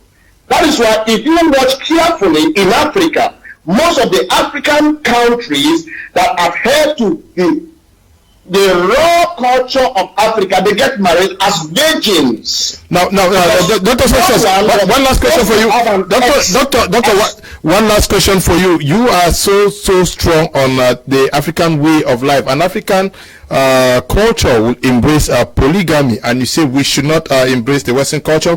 Would you get married to 1-2 more wives in addition to the one who is in the house with you now watching us? No, I wouldn't get married to more than one wife. God made one man and one woman. God made one man and one woman. What I'm talking about, the African culture, is the fact of respecting that institution and making it work. Our great-great-grandparents never knew anything like divorce. I mean, our ancestors never knew anything like divorce. Our ancestors were so committed. There was nothing like marriage. Dr. Success, as far as they were concerned. They were so committed to the marriages we were raised. Dr. Success, is polygamy a sin? I will not want to talk about what is sin and what is not sin, because my theological concept about what is sin may shock a lot of you on that panel. So if you want to know what is sin or what is not sin, bring me up on another discussion where I will have enough time. I don't just want to answer a direct question, to define to you the biblical context, the biblical meaning of what is sin. Because I understand a lot of us here believe that telling lie is the sin the Bible is talking about. I understand a lot of us believe that killing somebody is the sin the Bible is talking about. But if you have the opportunity to bring me back on this channel, I'll be able to have enough time to prove theologically and biblically what the Bible calls as sin. Okay, we want to thank you. We'll be coming back to you. That was Dr. Success Nkomo, coming in there live from Nigeria. How I ended with It's me. Okay, it's you who's coming on. Okay, now this issue of competition, you talked about submission, so many things. Do you think that this growth in this so much concept of women emancipation, empowerment, and career ladies is also being misused by some of these women? Yes, that's true. Anybody who wants to play low on the women emancipation stuff, career women, it has not affected so many marriages, I will fight you with every energy in me. That is a clear fact as far as marriages are concerned. As much as not every home that has a career woman and not every home that has a woman that supports women's emancipation is a thorn to the husband's flesh, but I think in every exception there is a rule. In every rule there's an exception. There are women, practically because of the women emancipation stuff, who've practically lost respect for their husband because they feel like the place of the woman that was denied has been given. The woman emancipation stuff is not a biblical concept. It's a social, or how do I put it? It's a psychological concept that was brought up in the society. They're emancipating women from what? That's what we should be asking. Were they slaves? Because if it is slavery, both men and women were slaves. What are they emancipating them from? Because the issue of women emancipation is like women were not given responsibilities in the society, they could not rule as presidents, but now they are ruling as presidents. Now when you talk about women emancipation, it has nothing to do with marriage. It has everything to do with the place of a woman in governance. This misconception that women emancipation is squaring your shoulder with your husband is a big demonic, it's a fallacy. And we have to address this thing to the core. But do you also accept that some men were abusing in the position of a woman? Whether women emancipation or not, you just said your mother's identity card carried housewife. Who gave that title? It wasn't not the welfare. Okay, see, welfare constructed by men. Now, it was a welfare that's what I'm constructed by men. On my gospel TV, I would know what to talk about when it comes to this. But when we're talking about these social issues, I think I would like to, some things you have put on that I would like to talk about it. That's why some of these debates I don't like to really talk with people that are my people, because sometimes you may hurt their feelings. And no, yeah, man of God, I think you have to be free to express yourself. We are here to educate the masses. We are not doing we're not fighting the war. Yes. I'm still speaking. I want to clarify something. Okay. Women emancipation does not equate a woman in marriage with the husband. Okay. It doesn't bring them to square shoulders at the same level. The women emancipation is giving a woman a place in governance in the society. There are obviously men that will abuse women in relationship. Women emancipation has nothing to do with that, because why? With the women emancipation theory, there are also some men who are beasts, who play no value on women. There are cultural backgrounds that people come that do not place value on women. Women have no use in the society. Like Asian, the Orient. The Orient are look at women as lesser beings. In such a community where a philosophy has been planted into the minds of men that women are lesser beings, women emancipation programs solve that problem in what way? It's a cultural way of thinking. So I think that when you say a woman begins to manifest disrespect in her home in the name of women emancipation, is an abuse to that particular concept. Okay. Yes. Yeah. Yes. I really And be free, Apostle, to say whatever you want to say. We are people. No, it's obvious. Like I just said that women emancipation is like bringing light into a dark room, and maybe the cockroaches and rats, they begin to look for where to go to. Opening the eyes of women to see how they can become better in their communities and their societies and to be useful. Before now, women could not be presidents and ministers and all the like, but because of the emancipation something, women have risen. Women were not even voting. Yes, they were not voting and all the like. Now, women were not also eating chicken and egg and all those kind of things, but now they can eat. Yes, they can eat those kind of things and this. I would say it, the society, because when you say some things are not biblical, I want to ask what is actually biblical, because the truth about it is that they are Jewish customs. It's like we just went to say that it's cultural. Every society is cultural. They have their own way they raise up their people, and most culture has it that the women are of the low class. The women are supposed to sleep behind the bed. Jewish culture. Yes, behind the bed, and so on and so forth. But the women came up now for their eyes to be open to see some things. Despite the fact that light has come, some women with bad character and bad behaviors and bad way of life have taken that thing to the negative side. But doesn't mean that it's not positive. It's a positive thing. But some people abuse it. Some women abuse it. Some women take it too far, especially the ones that were wanting to retaliate or wanting to fight back against their husbands. So I would say that when it comes to women rising up, getting to know how to interact with the society, how to provide for their homes, how to also support their husbands for the pause, the family pause, and so on, I think it's a very wonderful thing. And I will still support that till tomorrow. But the only thing I will not support is when a woman thinks that you can challenge a man because you think your eyes are open. You're now. Yes, that's the kind of thing. Okay, so, I have something to say, Mr. Leonard. My question is this. I want to talk like, I want to put myself in the shoe of a woman on this panel right now. Should I follow a man because he is a man, because of his gender? That means, should I be submissive to a man because of his gender, because God said so, or because he has a vision? Because I think this is where we have a problem, because a lot of times it looks like the submission is just something that has been imposed, and it looks like you have to do that because the man is male in gender. So my question is this: what am I submitting to? Is it to the fact that the man is older, the man is a man, he's put on trousers, is because God said so, or is because he has a vision? It's something I would like us to ponder, because if I look at it in this light, I will tell you this. Like I said, everything must have a head. And if we understand in this light I'm trying to bring, it would be so natural for somebody to follow a man. Like, that's the reason why women are pastors. When they follow you, right, a visionary must have a follower. Follower is not a bad word. When you are following something, right, you are secondary, you are coming under something. I think that's what submission is talking about. But when we just look submission as the fact that, okay, I am the head because I am a male, I think it has a problem, because it will shock some people here for me to say that if a man does not have a purpose or does not have a vision, he has no place trying to be a head or to lead a woman. Okay, because he's leading the woman nowhere. Okay, yes. Let me take some messages. Good evening. My name is Samuel Fai David. I'm writing from Malabo.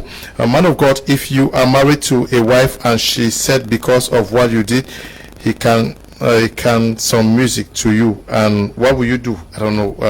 Becomes a music to you. What will you do? Not be submissive to you because of what you did. Yeah, that kind of. What do you do? Yes. Okay. Good evening, Mr. Leo. The program is very educative. My regards to the panelist. Evans is writing from Muya. Good evening to you. This one says, hello, good evening to the panel. I think I love this program. My name is Prince, writing from Limbe. I have a serious problem with my wife since on Sunday. We have been in marriage for 5 years, no problem. She took my phone while I was taking my bath, went on messages just to discover I was talking to a lady. For sure, she got angry, and now she is asking for divorce. That was my next question, talking about this issue of privacy, whether married couple should have privacy. I'm sure they're going to answer you. Good evening, Mr. Liu. I'm not in support of this issue of one man, one woman, because so many girls will remain unmarried and they will be forced to become husband snatchers, which will spoil the reputation of many ladies. Good news. Good news. Writing from Yaoundé. Good evening to you. Good news that your solution is well. Yeah. The solution, sociological problem. that one is really well. Okay, our friend Moke Ebang, who is writing from Johannesburg, not far from here. Good evening, Mr. Kuma and your panel members. Beautiful topic indeed. Mr. Liu, you got a very smart team in the panel to trash out this topic about marriage.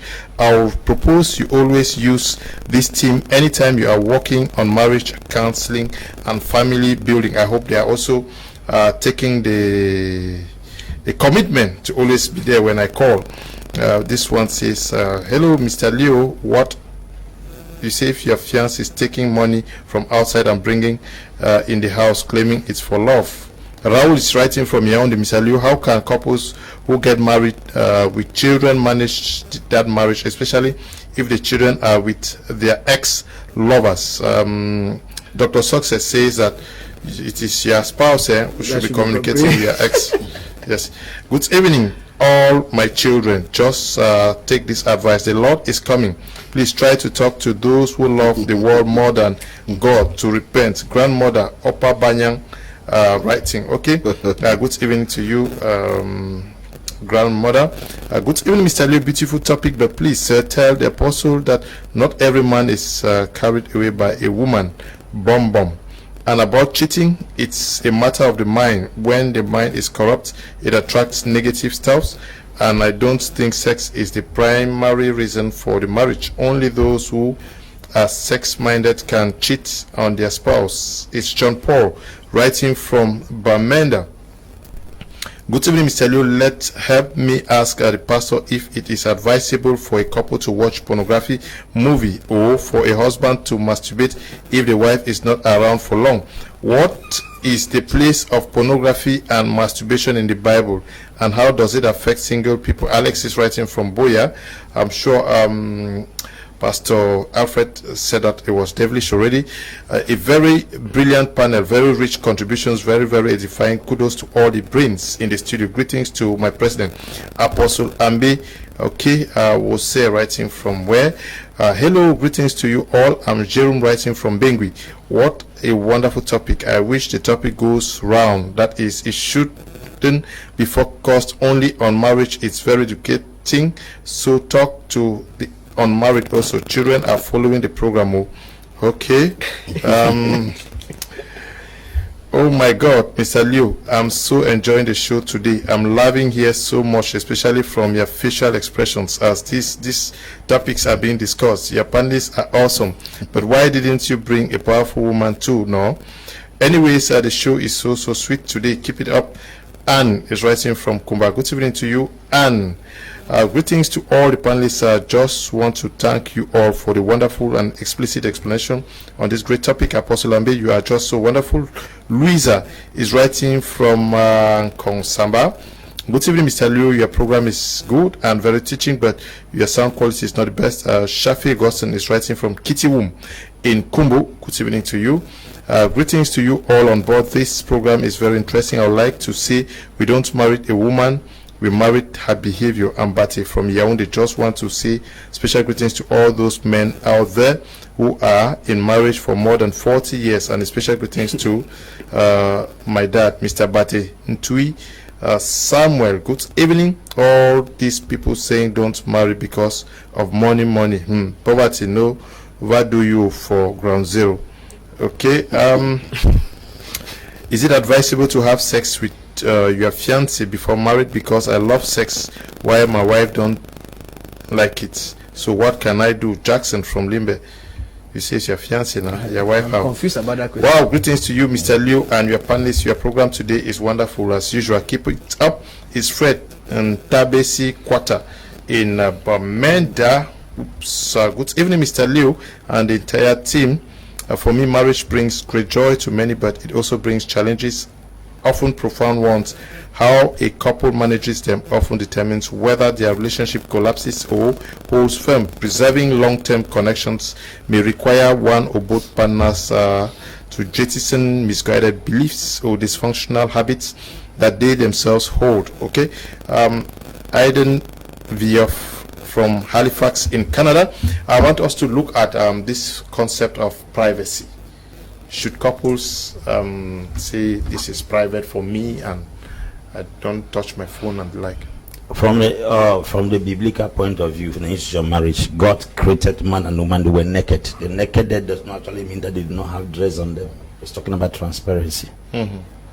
Transparency is a very fundamental aspect of marriage, but there are situations where you can protect your privacy. For instance, if you are dealing with a business or you are a minister of the gospel where people confide their privacies to you because you are not obliged to disclose people's agenda to your wife because the pastor's wife. The mistake most pastors make is that they take Christians' privacy and share with their wives. The wife of a pastor is not supposed to have access to the information of the Christians of the church, because not everybody can carry an information that you can carry. And we misconstrue the fact that because we are married to women, they are pastors. They are not. And when people come to confide issues with you, it's your responsibility to keep it to yourself. One of the oath of allegiance that Catholic priests take is that they don't divulge information that people confess to them. A Catholic priest would prefer to die because they believe that if you die, you go to heaven for keeping someone's secret. And I think if there is some sanity in Catholic Church, that's one of the most profound sanity aspect of their sanity I've seen in my life. And in the Pentecostal cycle, which I belong to, I think that aspect is lacking. People think that loving your wife is disclosing every information to her. It's a lie. The information that a wife cannot contain. And one of the things that people sometimes feel is that don't take a past that a man cannot contain and share with him. It will haunt you throughout your life. And don't take a past a woman cannot contain and share with her. It will haunt you throughout your life. She will use those things as references every day to intimidate you, mock you, and fight you. And I think that if you look, they're not pastors. To the average person, they imagine that it's not dangerous. Pastor. So what about the privacy? Imagine God telling Abraham to go and sacrifice Isaac, and he tells Sarah. That's the privacy. So I think privacy has its place in marriage depending on the situation. But there are some very fundamental things that you cannot hide to your wife. For instance, projects that you have, two of you can share ideas together to build those projects. But when a third party comes into a marriage and confides something in you, the person is trusting your wisdom. You trusting you, you're not trusting the couple. So don't take what people confide in you as a pastor or an ordinary person or a husband or a wife and share it with somebody else. When God wanted to give Rebecca a twin and told her that the junior man shall save the elder man, it told by the woman, didn't tell the husband. And even when the children grew up, it was the woman that knew the actual prophecy, not the husband. So I think that secrecy is in scriptures. When God told Samuel, go and anoint the king in the house of Jesse, he said, if I go there, Saul will kill me. He said, tell them that you did not come to anoint the king, you came for a sacrifice. That's secrecy. Jesus took 3 disciples to the mountain top. When he transfigured, he told them, when you are going down, don't tell the 9. So secrecy is biblical, and it's applicable in every field, depending on the situation. Mm-hmm. I think in basically what we are trying to say is this: we must understand that secrecy in itself is not a bad thing. Mm-hmm. The truth is, we cannot just put a plug on this, but we know what people can handle and what people cannot handle. Yes, and that's why somebody asked me. Somebody came one time and said, I've broken up with my boyfriend because I told him what I did. I said, maybe that's your problem. Sometimes you come, I told somebody, so you cannot just be dating somebody. That's why I always differentiate dating, courtship, and marriage. There's a difference. You just start dating somebody 1 month, 2 months, and you open up everything you have done in your past. And after that, sometimes this same person does not know secrecy, go and share with their friend. Their friend say, Crise. You see, and all of these things, so there is a place for secrecy. But the secrecy, when you are keeping a secret, that is for manipulation. That's where the problem comes from. Where the secrecy is to manipulate somebody, maybe for an agenda. That's where the problem comes from. But the truth is, life is about secrets. Apostle. Yes. Apostle. Why people want to know out there? Yes. Let me ask you. You have your phone. Yes. Your wife has her phone. Do you get into her phone? Does she touch I think he has explained something here. Okay, for example, my wife will have to understand that this phone contains information that she's not private to know. Yes. But now these are things that is an understanding that came from the onset because she knew who she's getting married to. Of course. You understand what I'm saying? These are some realities. Now, the challenge is always when we know that most of the times these things are coming up because maybe some things have happened before. Because some people have kept phones like that and nothing has happened. But one day they touch it and then it becomes a whole thing. They want to start checking all of those things. So the truth there is, like I said, when you have an understanding between the two of you, yes, which means that there are things that your wife is not supposed to see inside her phone. Yes, man of God. Now, are there things in her phone that you are not supposed to see also? Okay, now that's a very good question. If the person is, like I said, let's be very honest here. I will not go into. When I want to take my wife's phone, I ask, "Can I have your phone?" She doesn't have any problem. She gives to me. You see, the problem starts coming when it looks like there's an issue, and I will not also go and start, because some acts are acts of suspicion. Yes, that is where the problem comes. Some acts are acts of suspicion. You understand? I personally believe that people have secrets, and people should keep their secrets. I preached in a wedding. One of the major killers of marriage is suspicion. Sure. 4 poisons about marriage. Number one of those poisons is suspicion. When trust is broken, but Apostle, when there are some threats that give room for suspicion, yes, should they tie the thing is, what I will tell you is we are in a society and we understand how people react to certain things. I will never go to touch my wife's phone. Exactly. Why would even want to push me to go and be checking? Yes. I want to check what's there. What do I want to check? My wife needs different kinds of people almost every day. You know the kind of job. What if somebody wants to scatter your marriage? Yes, some kind of things. Now, I believe that if I see a particular behavior, I hold from there. Of course, I start working on that behavior. I don't work on the phone. I can see it on the phone there. It causes me a kind of trouble that, there's a message you will see that will paralyze you and give you stroke. It is after that they will come and explain to you that thing you saw like that, it was for one of the friends they sent. Then they forwarded to her to also read it and see whether what was happening. A lot of people have gone to that point. You have seen, you can open something in somebody's phone and you see as an exhibit, but you don't know the condition under which that thing is in that phone. That's why I want to say that I'm talking like this because one person just complained on this, and I know they are following us. Yes. That's what I'm addressing. That maybe the wife is still doing that. So look, some women are not mature enough. Some men are also not mature enough to handle some kind of things. That's why we don't handle things that are of adults to children. Now, when they say you can easily give somebody your phone, I've discovered that you're mature to the point where if you see something in my phone, you always rebuke me and ask me questions. Now we'll talk the one. Now wait, it is you never stop that kind of thing. Then we query over it maybe a bit, and then we stop it. But if I discover that you saw one thing and it caused hell, just like what they're talking, divorce. Yes, it means that there was nothing. That woman did not even know what kept her in that home. She did not know the reason for which she got married in the first place. If at all it's marriage, because that boy has not told always that he's married. Well, when you talk about divorce, it means that you were legally married. So at this point in time, we should advise. Now, let me talk about this issue of X. They're talking about X, these things. Look, some X we have, they are not bad people. They were good people. But circumstances and situations made us not to finally get. For example, I was in Nigeria. I had a fiance. Now, she saw that for me to go to True Bible School and then graduate, come back, start maybe pastoring, and then before you want to start getting money to marry her, it will be too long. So she told me that she wants to end this thing, because she has seen someone that has come, is ready to marry her, and her age is not favoring her. What I told her, I said, okay, no problem. I said, but I love you so much, and I'll always be there. Now, when I wanted to marry my wife, I told her about the girl. When the girl called me, I told her that, I said, this is the person that's calling me now, and I would like to see her. This. So my wife knew her so well. Sometimes I'll give my wife the phone and say, talk to her. They came to an understanding. She was not only the one. I told my wife all the ex. I told them that these people were, because I had 5 relationships. I was engaged with 5 different women because of my youthful zeal, my youthful desire. I just wanted to marry and remarry. Okay, engagement. Yeah.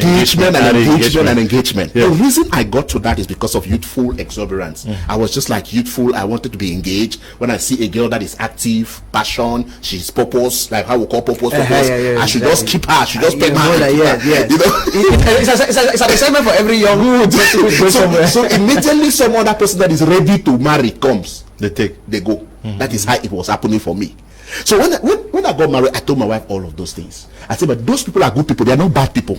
It's just that I was not mature enough at that time to be able to financially to be able to match up to them. And I think my wife has never been against any of them. So some ex are very good people. But when you discover that an ex is still ready to keep on the relationship or still trying to be romantic or some kind of things, please, it's a danger zone. You can cut off that relationship for that time. But when you see that an ex means well, especially the one that has your child, it means well. I send you money for your school fees, send you money for this and this and this. I think it's just normal. I think, Mr. Leo, there's also something I would like to say. One of the problems we have, especially in Christendom, is that we have tried to demonize the concept of ex. I have a teaching with a book, how to have a successful breakup. In fact, the problem is many people in Christianity don't think breakup is a success.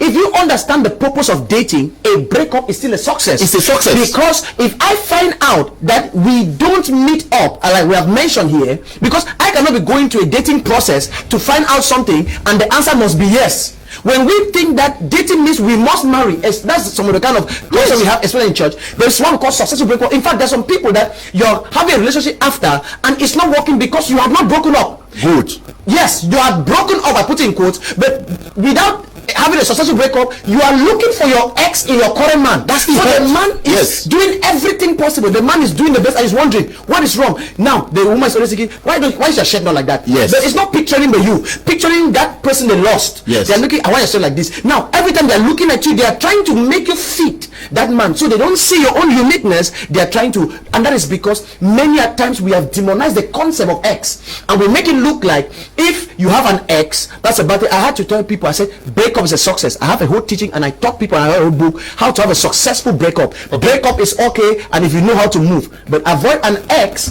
that can still come in and destroy the relationship. Okay, all of us know that. You cut it off. Hello, Mr. Leo. Good evening. I like your program. I'm learning much. I'll keep it up, sir. Success is writing from Kribi. Good evening to you. Success. Good evening, Mr. Leo. This is Desmond from Limbe. All I want to ask if it's is it right for a woman to always suspect her man for cheating on her and draw into conclusion to the point of telling the man that she will get another man? Okay, you're cheating, you don't want her to cheat. Good evening, Mr. Leo. This is James from Yaoundé. Wanted to find out if it is advisable to get married to a woman that you have not had sex with. Okay, good evening, Mr. Leo. It's Patricio from Equatorial Guinea. I love the program. I want to know if it's right for a husband to beat his wife. Keep up the best topic ever. Okay, no, you should not beat now. Will you be happy that somebody beat your sister? Asa Nelson, writing from Douala Village. Mr. Liu, your program is very good, but my problem is the time is too short. Try a way and add the time. Okay, 2 hours. It's not short to time. Good evening to you, Mr. Liu. It's Alvin from Boya. The program is such a powerful one. I love listening to Apostle Lefort Divine. I have been to a couple of his programs and it's always awesome and inspiring. I hail you, sir. Okay, Kalis Choka, writing from Yaoundé, says, good evening, Mr. Liu. Any relationship is based on respect and understanding. If not, she will get tired of being submissive. Next time, bring a feminist like me. How can you talk about us without one of us to defend our gender? Thanks. We are talking about marriage, not about women. Agenda. Yes. Mr. Liu. Good evening, Mr. Liu and panelists. I am enjoying your program. Thanks, Mr. Liu. It has been a while. You have not been taking my contributions. Metro Summer Collins, writing from Cape Town. Metro Summer, I just read your contribution now. Good evening, Mr. Liu. Congratulations to you on this program. It's a very nice and educative to both married and unmarried men and women. These type of programs are very educative than what you guys always sit and talk about politics all the time, of which politics in Cameroon does not lead Cameroonians anywhere. Since Mr. Tukov Sally, writing from Yaoundé. Good evening, Mr. Liu. Is it advisable for a woman to ask her husband for sex? Very advisable. Hi, good evening to you all. This program is actually a blessing indeed. Please, I will wish to ask the pastor, is sex the key to marriage? It's Joseline writing from Kribi. Good evening to you. Tiku Felix from Boya says, good evening, Mr. Liu. Misunderstanding among a couple is a result of so many different factors, and each is different per couple. Actually, there is a very big limitation when it comes to marriage counseling, because the counselor is limited only to his own experience, so the root cause of misunderstanding can't actually be fully addressed by a man of God or whoever. Good evening. A man is not being the head to all women, but to the woman who accepts the man. So whether the man has vision or not, she is under the man. This is from Clovis to the young panelists. Okay. Thank you, Clovis. This one says, I disagree with the notion that women emancipation does not cut across marriage. Where I come from, there are some group of men, when they buy huckleberry for the house, it is the woman that prepares food that day. But when the man buys meat, he is the one that cooks the food. That is food emancipation in marriage. Dinde writing from Yaoundé. Okay. Okay, this one says, women emancipation has got nothing to do with this. I beg you, Apostle Ambe. If a woman gets married to the love of her life, all these talks now yeye. Respect is natural from someone you love. Sylvia Nange is writing from Soa, that is in Yaoundé. Wonderful program. To me, generally, respect should come before love. Hello, Mr. Liu. I'm enjoying your program. It's Edmond from Bamenda. Good evening, Mr. Liu. I love your program. Is it normal for a girl to? Okay. Good evening, Mr. Liu. Your program is so educative. Keep on, please. Good evening, Mr. Liu. I really enjoy your program. Please, I wish to ask if sex after marriage. Okay, Mr. Liu, please give us a rebroadcast. The light is fluctuating, low voltage. Good evening to all in the studio. I'm enjoying the program. Radiance writing from Yaoundé. Hi, Mr. Liu.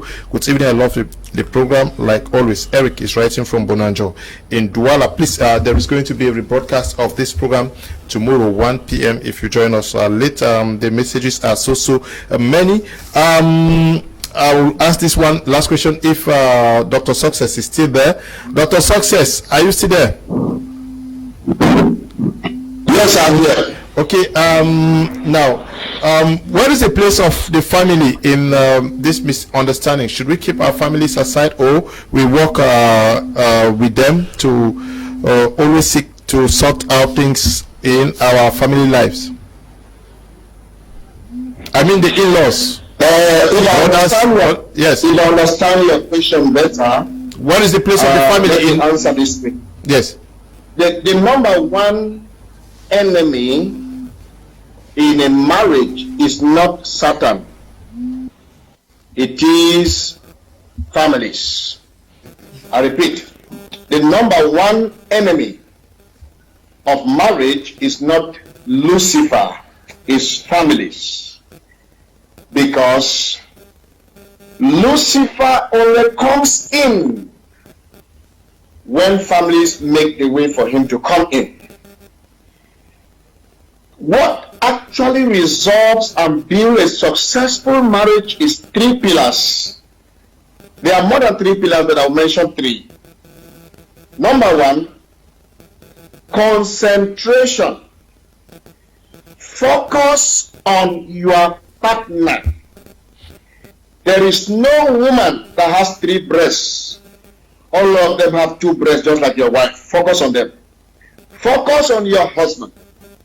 There is no man who has more than one penis. Just one. There is nothing like this woman is sweeter than this one, or this man is sweeter than this one. If you want your husband to be sweet, you can make it happen. If you want your wife to be sweet, you can make it happen. Every fruitful tree has a permanent address. Concentrate on your partner. Don't look on the left, don't look on the right. Concentrate on your partner. Number two, communication. It is lack of communication that brings complication in marriages in relationship. Lack of communication brings misunderstanding, misinterpretation, and it creates a bigger problem that can lead to divorce. There must be constant communication between husband and wife. And when we talk about communication, it has to do with transparency, sincerity, and honesty about your yesterday, today, and tomorrow. In this context, there is no such thing like privacy in marriage. Anything that separates your bank accounts, anything that separates your rooms, anything that separates your assets, anything that separates you from having access to each other's phone will eventually separate the two of you forever and ever. If you were not going to trust the man or the woman you want to marry, then no need to marry them. And if you marry the person you marry, trust them. Finally, consecration. God must be the pillar of every marriage. Anytime you go outside God's prescription for marriage, complication becomes the outcome. So we, as children of God, as Africans, must not give room for third party to intrude into our marriages. Your mother-in-law is a third party. In fact, even your son or your daughter is a third party. The marriage is between two adults. It's not for infants, it's not for boys, it's not for girls. If you cannot take nonsense, then don't ever desire to marry. If you cannot tolerate and forgive, don't ever desire to marry. If you cannot solve your problem between the two of you, forget about marriage. It's not for you. That is my submission. Thank you very much. Okay. Hello. Thank you very much. Hello, Mr. Liu. I love your topic of today. Can you ask your panelists this question? How long can a husband or wife be apart from each other and still consider them as marriage couple? Please just take down the notes. I'll take some messages and then you guys can answer and withdraw the curtains for tonight. Good evening, Pastor. You just said there is no man with two penis. I know men with two penises, and I also know a woman who has one breast. Okay, no, that is not the normal situation now. Stop calling, please. When you call, you cause me not to be able to read messages. Please stop calling. Hello, Mr. Liu. Men of God, please advise men to stop beating their wives. Some women have been deformed because of marriage. Karin, writing from Tanka. That should be in Bomenda. Good evening to you. Karin, please ask Dr. Success to send me his number, one of his mother in Limbe. Okay, just ask me his number. I'll send it to you after that. Good evening, Mr. Liu and co. Why will couples keep secrets in marriage when the Bible clearly states it's that the two should become one? Secretaries writing there. Good evening, Mr. Liu. I love your program. I think it's the best so far. Every day, this one is the best. Communicate with each other only when the relationship is a distance one. Okay. Kalis, good evening to you. Good evening, Mr. Liu. I enjoy your program a lot. Please, I wish to ask the man talking about keeping close contact with ex and calling them and even giving the wife to talk with them. I wish to ask if the wife's ex calls her and the wife gives him the phone. Whether he will talk with him. And Maxi writing from Yaoundé. Okay. Good evening, Mr. Liu. Please, what can a man do when his woman always accuses him of cheating, of which the man is innocent? How can such a situation be handled? Next week, I'm sure next week Tuesday, we are going to look at some of them. Good evening, Mr. Liu. It's Zinwi Fanwell writing from Ghana. I think men should be faithful enough not to have sex before marriage, because if he changes his mind, it will be bad for the baby. Okay, you say we love your show. Thank you very much. This one says, I don't like me political debates again. They are not helping me. Okay, Clevis, thank you. Good evening, Mr. Leo. Awesome program. Much to learn. When the purpose of dating is understood, even a breakup is a success. This can only be wisdom. Greetings to all the great men of God, especially Apostle Lefo Divine, the love doctor. Alvin is writing from Boya. Good evening, Mr. Liu. I am Ako Clarita writing from Boya. This is a didactic topic. I've learned a lot. I like the apostle. He's a bag full of wisdom. Good evening, Mr. Liu and panelists. I like your program. It's good. Keep it up. Please, I wish to ask, are women the main cause of every marital problem? Naomi writing from Boya. Certainly not Naomi. Good evening, Mr. Liu. Thanks. I'm enjoying the program. Actually, it's my first time. Please, is it advisable to start a relationship? Advisable to start a relationship in secondary school and later get married to the woman. The James writing from Yaoundé. Next Tuesday, the James. Good evening, Mr. Liu. I'm Caroline from Bamenda. I love all your programs, but this one is enjoyable. Thank you very much. Good evening, Mr. Liu. I love your program because it is educative. By Mr. Ibrahim, writing from Yaoundé. Good evening to you. My name is Wesley from Yaoundé. What you are talking there, I'm facing the same problem now in my home, that I went into my wife's phone, and when she noticed that, she became so annoyed. Okay, so don't go there next time.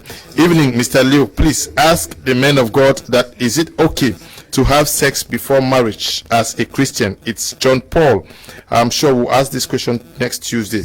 Good evening, Mr. Liu. Good evening to everyone there in the studio. In fact, I'm very impressed in your program today. See, Mr. Liu, even the Bible says, wives submit to your husbands, and husbands love your wives. And it says again, the man is the head of the wife, even as Christ is the head of the church. So a woman has to stay under a man, even from the Garden of Eden, as God created Adam and Eve. So what I can advise women is to submit to their husbands. Etienne is writing from Bamenda. Good evening all. Thanks for the program. I have been blessed watching. Please, I want to know if it is advisable to marry a man who had divorced. Thanks. Sandrine is writing from Douala. So many questions, we will not have time. Blessed evening to you, Mr. Liu, and kudos to all the studio panelists. I believe love and successful marriage should be built on the backbone of communication. Collins is writing from Bafu Sam. Okay. Lista Montana writing from Yaoundé says, good evening, Mr. Liu. Is divorce biblical? Lista Montana from Yaoundé, thank you. Okay. Chief Moja, we have received your message. Thank you for sending the message. We also are sending greetings to you, Chief. Good evening, Mr. Liu. It's Colette from Boya. It's my first time. I'm enjoying your program. Wow. So politics has been boring. Mr. Liu, I'm very happy with this program today. It's really very educative, and I would like to know much about the phone issue, especially with a woman's phone. I'm Bully in New Bell, that is in Douala. Okay, I don't know whether you took notes, but we have to conclude. I think you have concluding statements. Yes. Okay. I'll start with you now. What are we Conclusion of everything. Conclusion of everything now. Yes. We are wrapping up. Well, the take-home message is that marriage is a good institution, and God a very godly ideology, and God encourages marriage. And we know that we have different challenges in our marriages. The problem is, study what you have in the house as a husband, study what you have in the house as a wife. Someone's wife might not be like your wife. And the worst thing that happens to couples is when they begin to compare their wives with other people. Look at this man's wife, the way she's behaving. Look at this person's husband, the way he's behaving. Don't get to that extent. You will make your wife feel inferior or make your husband feel inferior. Everything that you have in your house, or whatever you have in your house, a husband and a wife, appreciate God for that gift. Take your time, study it, because that's the only institution that that's the only person you have to study throughout your life to have a mastery, because you spend the rest of your life with the person. Don't compare or try to think. It's good to read books on marriage. We've written books on marriage that I must let you understand. They will give you a generic knowledge about marriage. They will not give you a specific or particular knowledge about marriage. Make sure, that's why the place of dating, courtship is very, very important. I was preaching in a marriage seminar. I say any marriage that does not go through courtship will end the high court. Any marriage relationship that does not go through courtship will end in the high court. So that courtship period is a period where you take your time to study actually the person you want to spend the rest of your life with. It's very important. Don't just see somebody on Monday and get married to the person on Tuesday. And this idea where we sit in coast and our parents go and carry for us wife in the village and come and hand to us another big challenge that we have to handle. Thank you. Okay. All right. I want to still insist on the men, and especially our leaders and church leaders and all the like. I want to say that you are the head, not for the size of your head or this. It means you have the wisdom. It means you have the knowledge. It means you have the understanding to be able to balance your family. Whatever crisis you're going through in your family now, as a man, don't expect your wife to solve it. You go in and solve it right now. There's a way you will take to talk to a woman that will change those things. You cannot be making grow brow with a woman. Making grow brow with a woman is just like making yourself a fool as a man.